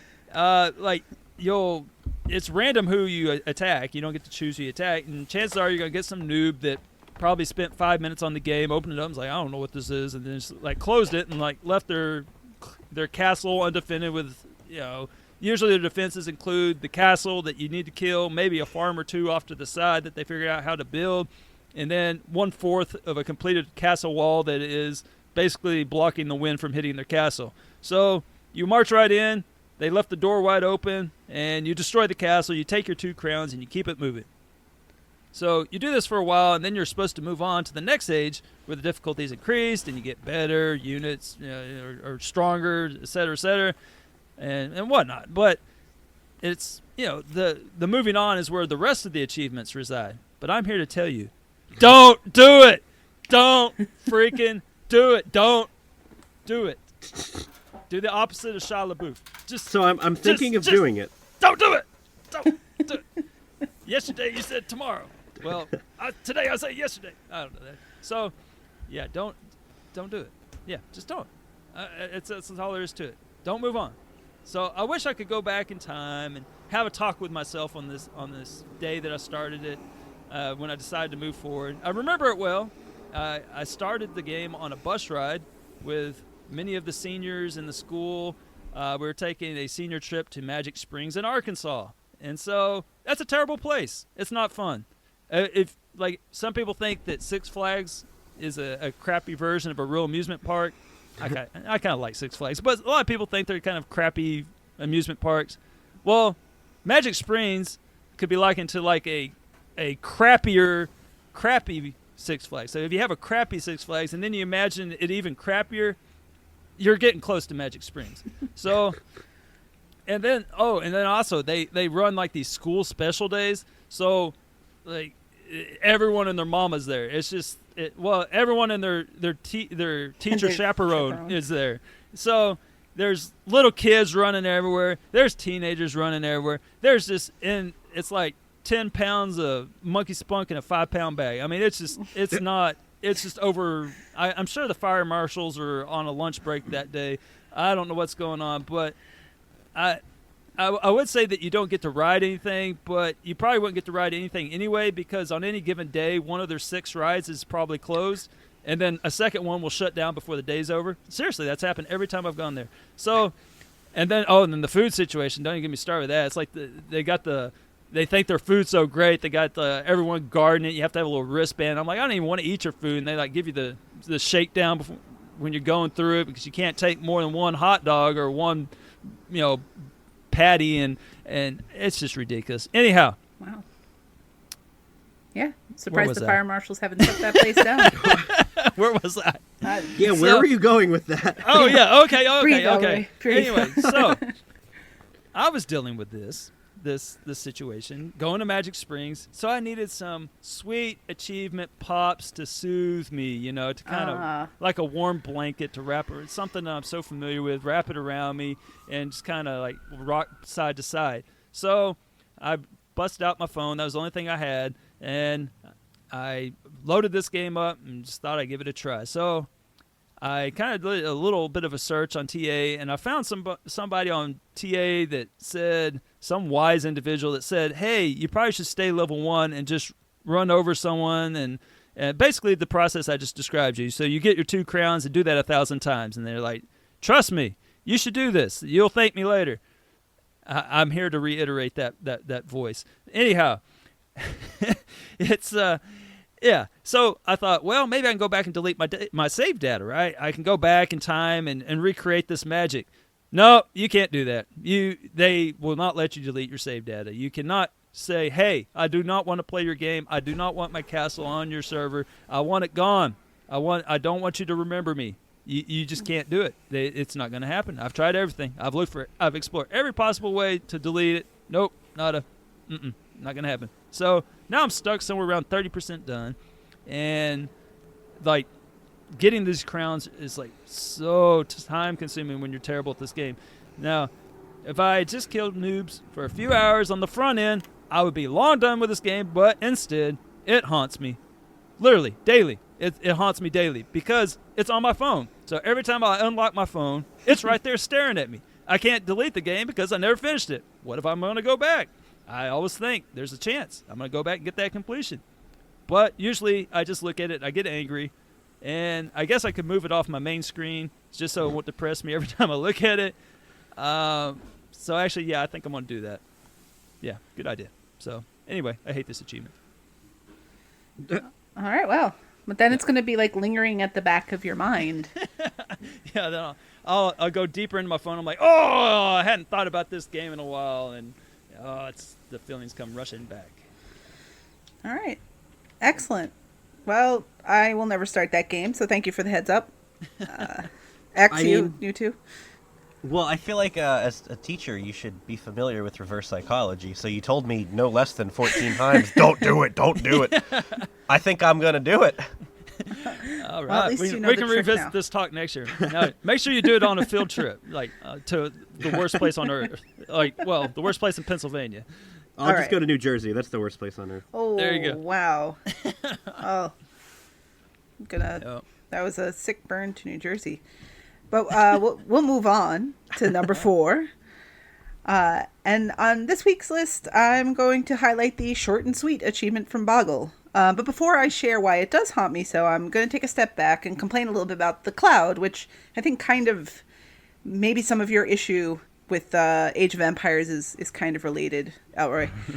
But before I do that, I do need to take another step back and talk about how generally the cloud is awesome, and it's super duper awesome, and it's great to be able to go to anyone else's Xbox and usually have save data there waiting for you as if it was saying, don't worry, I could never be without you, because really in some way your cloud data can't. So that's great. But cloud-based data can suck sometimes. It's probably safe to say that we've all experienced that time where access to cloud data is down, and guess what? We can't play anything, which sucks. And if that alone had happened with Boggle, me, the cloud, Boggle, we'd all still be cool with each other. But no. Boggle took a much more targeted approach. Now, see, there was this month, some time ago, that Elle had a Boggle achievement that involved multiplayer, because there are a couple multiplayer achievements in the game.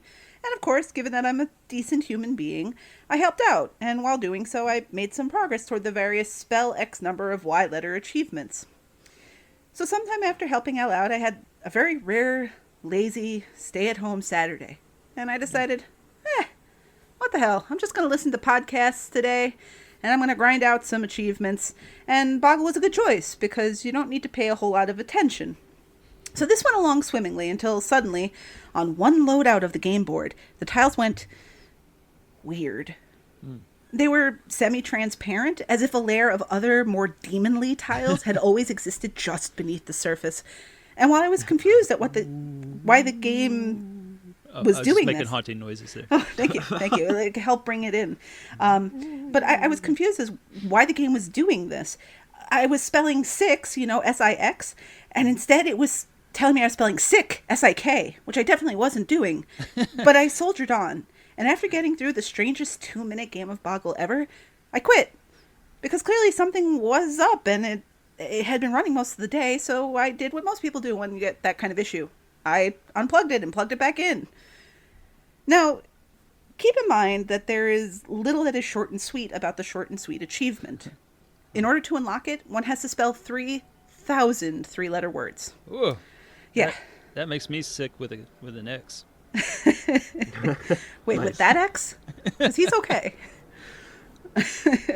Now, there are ways to make the achievement easier, such as activating the word list. So you see all the words that are you can spell in the game, and you just have to go down the list.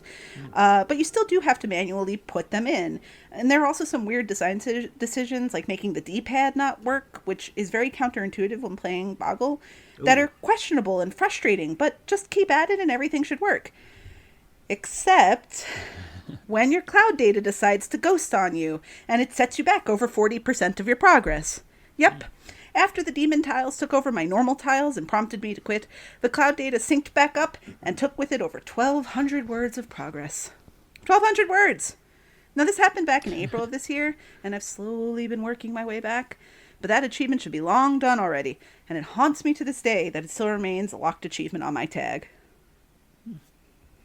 Wow.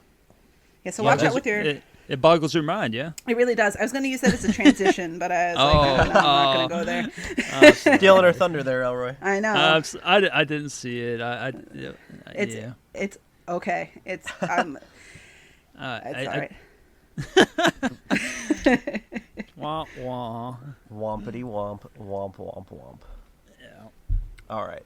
So, my next one, I'm not going to call it number 3, but I'm going to call it my Number top 3. pick. No, my top pick. Oh, okay. I thought that was Whatever. your cue. I thought that was your cue for me to call it. No. number 3. Numbers you're are just an stepping all over imaginary them. concept. Numbers don't matter. I'm just gonna. This is my sit top back pick. and I'm shut just up. gonna keep talking, and you're not gonna. Wait, it's a I sequential refuse to segment, allow you X. to do The this. numbers are everything. They're all that matters. Very What about our sequential sequence? Can sequentially skip over 3. So what is your top pick, X? Number 3. How about? How about the imaginary, or what is it? Since I'm a math teacher now, the absolute value of 3. So it's -3? I hope they superimpose crickets here, because Elroy and I have no idea. All right, whatever. I think what you're trying to say is number 3. All right, fine, you win. Number 3. My top pick, I'm saying it, goes to the hardcore achievement in Killer Instinct, which is for defeating Gargos in Shadow Lords mode on godlike difficulty. Ooh. I don't know if you guys or our listeners, I don't know if you know, but I'm actually like really good at fighting games at the risk of sounding like a braggart. Like I am no slouch That's at fighting okay. games. Brag away. All right, bragging away. I am number 1 in Pennsylvania, number 7 in the U.S., and Wow. 39 in the world for Gamerscore and fighting games. Wow. That's Some of which admittedly comes from the crappy Neo Geo ones, but I was very decently ranked prior to the Neo Geo. So, like, fighting games are my thing. I'd consider them my favorite genre. Like, one of my proudest achievements, if we ever do that list, is earning the 11.45 ratio World's Finest in the original Injustice, which is for getting 3 stars in all the Star Lab missions, which is like, it's the combat trials, basically, with each character. They're not easy. That took me a stupid amount of hours, and only 599 gamers on TA have it. So, wow. Well, sidebar, World's Finest Chocolate. It tastes terrible. They use it as like fundraisers in all the schools, and it's Yes. like They it's like use the them even up worst here, chocolate. you know. Yeah, and I mean, back when I even used to eat that crappy chocolate, I didn't even recognize back then it was crappy chocolate. But anyway, yeah. Just thought I'd throw that in there. for what it's worth, all my students are selling it right now, and they all come to me It's because they know I'll buy one. I'm not going to say no. Yeah, I buy one and just hand it to my favorite student in the room. Yeah. Yeah, I usually just give money and say give the candy bar to someone else. Yeah, they got a racket going. That's They do. That's not a bad idea. World's Finest rip-off. Huh. But hey, All right, talk anyway. about your top pick, X. Yeah, my top pick. Thanks. Number 3. Ah, damn it. Anyway, 599 gamers on TA unlocked. World's Finest. I'm one of them, so I think I'm pretty darn good at fighting games. Beating Gargos on Godlike, though, 265 people have done it, and I literally can't even. Like, 13579, man, I cannot even fathom how anybody did that. Like, getting worked up over here. I've played through Shadow Lords so many times using my best characters, made it to the fight, just got completely shreked. So I made it with a few more different characters that I'm okay with, used some strategies and characters suggested. There's like 9 solutions for it. Still got completely shreked. Used the best consumables, equips in the game. I can't beat him. I don't know what to do. Like, I get into the fight, and usually within 30 seconds, I'm just destroyed. His AI is super cheap. What's that? You're doing a high attack? Let me combo break that. Like, you're going to do a low attack mixed with medium? Let me combo break that. Shadow attack unblockable? Let me shadow counter that, and then proceed to destroy your soul, both in-game and in real life. You're a dinosaur that breathes fire? Let me just block your fire with my arm and summon a demon to poke you in the ass for 25% of your life. It's awful. I hate this achievement. I have no idea how people have managed to do this. I get into the fight, I last 4 seconds, and I just throw my controller and yell like, I can't kill anything! And then I come back to it like a week later, and I try again, and then the process repeats itself. Take a deep breath, X. It's gonna be okay. Killer Instinct is true story. It's literally the #1 reason I got an Xbox One on launch day. I stood in the cold at midnight, and I wanted it for Killer Instinct. I played the games growing up. I loved them. It's the first real game I put any time to on Xbox One, and I actually purchased every single DLC for it just because I love the game and I want to support the devs. But this damn achievement can go fun itself. Sorry for the F-bomb. Oh my gosh. Oh my gosh. I'm so sorry. Over there. Wow. I know we were trying to clean up business. after last week's recap, so I apologize for that F-bomb. My deepest condolences. But anyway, as much as I love Killer Instinct, this achievement has made me stop playing the game. I cannot, like you looking at it on your home screen, I load up Killer Instinct and I'm like, should I have some fun? I could totally have some fun, or I can try killing Gargos on godlike difficulty, and then just my urge to kill rises and I don't have a good time. So I just can't bring myself to get back into this game because I know that achievement is going to be hovering over my head forever. I've spent way too many hours on that one achievement. I have absolutely nothing to show for it other than eternal sadness and just misery and woe and frustration. And with that, much like the classic Stabbing Westward song, this achievement is haunting me. Oh my goodness, he said the F word 2 more times, Elroy. Did you hear that? Yeah, it's only about 10 times less than you. I was really worked up last week. Yeah, I'm looking pretty good with my one exit, my one drop so far. But why didn't you just download the solver that someone uploaded about the? Let me just download the how-to. The Gargo There's probably solver. a Cronus something for it. Yeah, you just punch in what he's about to do, and There you go. Yeah. Number 2. Elroy's top pick. Broderlands. Not to be confused with Broderlands 2 or Broderlands prequel, sequel, requel, nyquil. No, it is the achievement called Vincible. Crab battle. Crab battle. You all right? Do you have crabs? Crab battle. The year was 2013. I was going through what I call my completionist phase, not to be confused with the puberty I hit a few weeks ago. So, for whatever reason, I chose Borderlands to be my next game. I had no idea what I was doing. So, I was more patient back then. I could handle Borderlands, and I did all the grindy things that one must do in order to get a completion on Borderlands. Then I discovered all of its DLC. I was unfamiliar with DLC. It was a new concept for me. So, I committed to finishing that as well. Zombie Island of Dr. Ned? Check. Mad Moxie's Underdome Riot? Check. Claptraps? That's new. the worst DLC ever, not to interrupt. But Yeah. Yeah. Well, this is my Sidebar. first experience with DLC. I was like, geez, there's still more to do here. I'm more achievements. I guess I have to do these now. Claptrap's New Robot Revolution? Check. I plowed through all of those. And then there was the old secret armory of General Knox. I got all the way to the end, and then, much like him, I just choked. that was me, actually. That wasn't me. Dang! I had a 50-50 shot. All right. So, I got all the achievements, but 2. One is called Completionist for finishing all the missions. And one is called Vincible for crap battle. I don't They know sell if I know what this shampoo is. for that, you know. Yeah. So it's also known as killing Crawler Max the Invincible. So are y'all familiar with this achievement at all? Yes, I actually yeah. adore Borderlands. And- Borderlands, sorry. Yeah. I'm pretty sure that if this is still haunting you because you don't have it, one or both of us could help fix that issue. We can ghost bust. I'd probably Ooh. have like my modded weapon still. Yeah, and just go same. destroy him in one bullet. Oh man.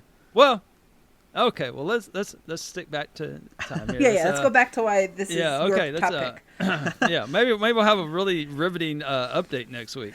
So, so at this point in the game, I thought I was the invincible one, not you, Mr. Crab. I had grinded out so many hours. I had all the gear. I had max everything. And nothing, and I mean nothing, could have prepared me for crap battle. Actually, that is a lie. I gotta quit doing that. There was one thing. I quickly realized in my fight with Crawler Max that it wasn't going to end well. It just was not going well at all. And that I was obviously missing something. What was I missing? I had no idea. So back in those days, I didn't know what the hell TA was or XboxAchievements.com. I don't even know if they were around back then. I didn't know anything like that. So my search revealed a few YouTube videos, and both of them showed me some little safe spot off to the side where you can't get hit. Ooh, easy peasy so far. So now I pull it up. I run over there. I survive. I survived the first onslaught of slugs things out of the ground or whatever they were, and I'm safe. He can't hit me. All right, so let's do this. Now, next step. Pull out your volley rocket launcher that you got for killing some boss way back when. Uh-oh.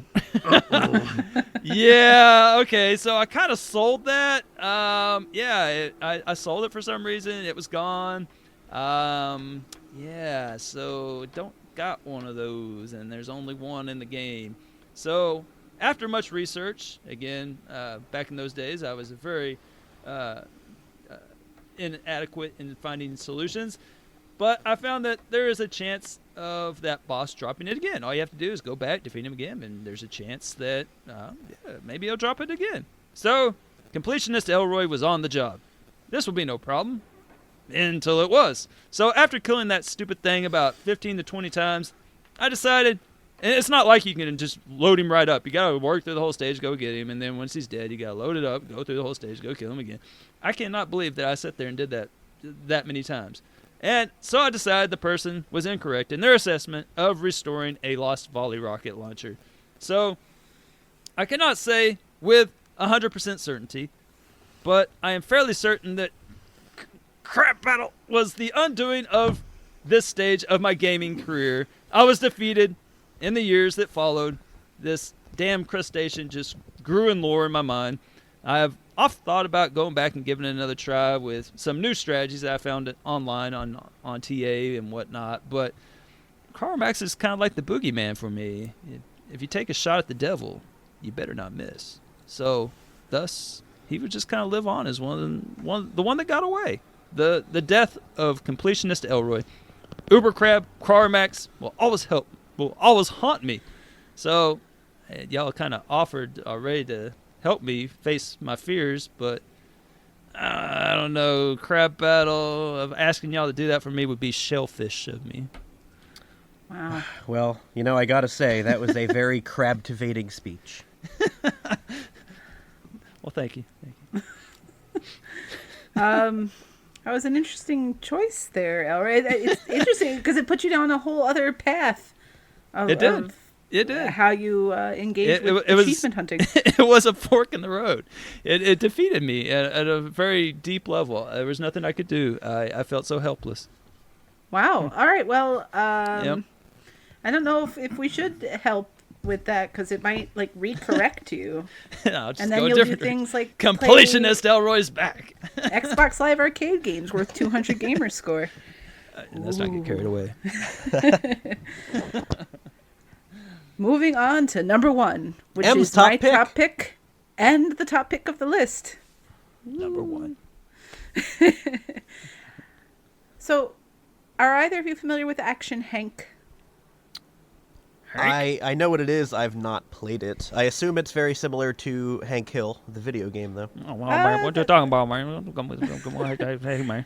If only I could read my entire script in that voice. But no, I'm not that skilled, nor am I that able to mumble, apparently. But my number 1 choice is Action Hank for pretty much every achievement in the game beyond the ones I managed to get. So, you know what haunts me? When there's something I am 99% sure that I can do, but that 1% pops up and goes, ha ha ha, no, you can't. Go back to your not being able to do that thing, you loser. So this problem further becomes that it becomes worse because I can be exceptionally stubborn over stupid things. No, I will never be stubborn about the fact that I probably shouldn't eat that last cookie. And I will never be stubborn about the fact that I probably should drag myself out of bed early to get to the gym instead of just, sleeping. But I will be very, very, very stubborn about attempting to complete those things in games that I'm 99% sure I should be able to complete. And to give myself a tiny bit of credit, so I'm going to take a little bit of the braggart out of X and borrow it myself. Please do. Thank you. I'm usually pretty good at gauging this. So it took me many, many tries to finish Expert Guitar and Rock Band, but I knew I could do it and I figured out a way to. But on the other hand, I never beat Expert on drums, and because I am only a fake plastic instrument musician, unlike our real musician here. And I knew when Thank you. I like that X was like 2 seconds behind that. Right. But I knew when I had hit the proverbial wall and I let it go. So 2 of my favorite bang my head against the wall until I figured out the fact that it's now way past my bedtime be damned games are Joe Danger and its sequel, Joe Danger the Movie. Both Xbox Live Arcade games worth 200 Gamerscore, so I'm not even going to ask. Now, though you do play both games entirely on vehicles of some sort, they are both platformers. They're not... Wait, a vehicle 200 game? Oh man, you're just really selling this one. But it's a platformer, and I love this style of platformer. They manage to present a situation where you can complete them in an imperfect way, so you don't necessarily get 100%, but you can do it. But if you're persistent and you want to challenge yourself, there are ways to complete the game's tasks perfectly. And this works in Joe Danger because the controls do exactly what you expect them to do when you expect them to do them. So now enter Action Hank. On the surface, this game looks like it should be very similar to Joe Danger. There are no vehicles, as Hank decides to run on his tracks and gather speed by sliding down on his butt. But the idea is the same. Excited by the idea of a Joe Danger-like game, I just jumped right in, and honestly, at first, I enjoyed the game quite a bit. But then I hit the wall, both proverbially,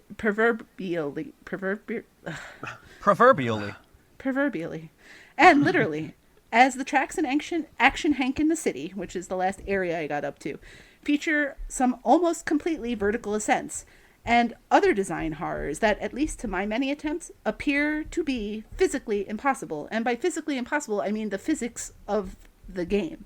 In fact, that's at the core of the problem. The game's physics seem rather inconsistent, so every time I thought I was getting it, I'd just fail it again and again. As if this inability to progress wasn't bad enough, the game also has one of those awful leaderboard achievements. So that means even if I ever do get good enough or lucky enough to overcome the obstacles in front of me, I will never likely be good enough to hit the top 1% of any leaderboard. So, for the reasons mentioned above, and the fact that I'll just never be able to have mastery over Action Hank, even though it's a game I really want to and think I should be able to, this game will continue to haunt my tag likely for the rest of time. Yeah, it's hard. I mean, I only have 6 of the game's achievements for 200 Gamerscore. Oh, look, 200. It's 200 Gamerscore? But it's worth 400 TA, so even my very, very little progress in there, it's got quite a ratio. It's not easy, but it looks like it should be doable, and it's not. Well, so I can just fire it up and help you get it in like 2 seconds. All right. Well, just as a reminder, if you forgot to set your clocks back, and you probably have noticed by now that you're late to everything and your job may be in jeopardy, but regardless, don't forget to do it. Also, as a reminder, we like to hear from you, and we like to hear that you like the segment, or maybe that you just don't dislike it. Whatever the case, use the interwebs. You guys, we forgot the educational portion. Uh-oh. All right, we got this real quick. Okay. All right, we're good. So, in case you don't know what the interwebs are, according to web authority Urban Dictionary, the interwebs. Oh yes, totally. The utmost force. Force? The heck? The utmost authority. Where did force come from? According to Urban Dictionary, the interwebs are the interconnected webworks of webworks. The place you go when you click on the big blue E on your screen, if you're like 100. Sometimes when you're there, naked pictures come up, or balloons telling you that you're a winner. Other times you get a strange error and your computer turns off. And other times yet, you find out that you're the long-lost descendant of a Nigerian prince who wants to leave you his entire inheritance. Oh, wait, you too? Uh-oh. Are we related, Em? I guess so. How about you, Elroy? I just get the translators. Oh, okay. Well, that's no fun. Nice to meet you, cousin. Same. While I was on Urban Dictionary, I tried looking up your humble, very sequential segment hosts. I was ultimately very disappointed. Matriarch had literally no results. I could get Matriarch, but that, of course, is not your name. Yes. X Foo. is, Foo, are you unsurprisingly... listening? Foo. Unsurprisingly, X is just an executable file. And Elroy is V-Town slang for the police, wherever V-Town is. The po-po, man. So, with that, we're going to go ahead and wrap up. So, as always, you can get in touch with any of us through all the regular avenues. Matriarch without the I, Foof, at just about anywhere. Elroy, OMJ, at just about anywhere. And X the Hero at just about anywhere. Or you can find X's music on SoundCloud if you search Window of Opportunity. Woohoo! So, with that, let our countdown to the... Wait, I can't say the line because it's not my line to say. Elroy, would you like to close us out? Oh, yeah, that's top 3 synonyms for crabs. Number 3, pubis. Number 2, pubic lice. Number 1, pediculosis. And with that, let the countdown to our next segment begin now. Well, all right.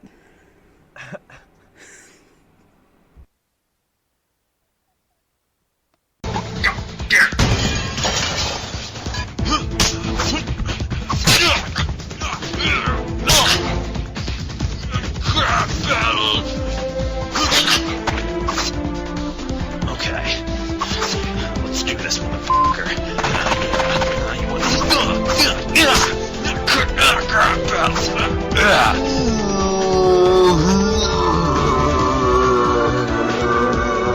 Welcome to Waka Pale's Quickie of the Week, Lovely Planet.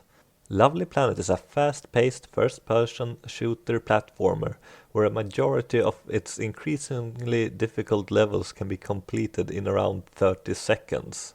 Don't let the cute graphics and upbeat music fool you. This game is super challenging and is a very difficult completion. I do not recommend Lovely Planet for those struggling with first-person shooters or first-person platforming. The game currently has 1000 Gamerscore and 3050 TA, which would be way higher if it wasn't for the fact that you can play through every single level in the game without earning a single achievement. And the earliest achievements are unusually far into the game. If you just want to try it out, there is very little risk that you will earn an achievement before you have decided whether you like Lovely Planet or not. The entire game is technically completable in a couple of hours, but that is not going to happen unless you are a gaming god. The fastest score is tied to the game's secrets. One of them requires you to get 3 stars in the game's first 20 levels, which is very easy compared to the later levels. 1 star is awarded for completing a level, 1 star is awarded for completing a level with 100% accuracy, and 1 star is awarded for completing the level under the par time. You do not have to earn them in the same run, just replay the level and go for the star you are missing. Once you've 3-starred the first 20 levels, find a secret guide and pick them up as you go, or keep playing until you reach level 513 and then level select your way to get all the secrets.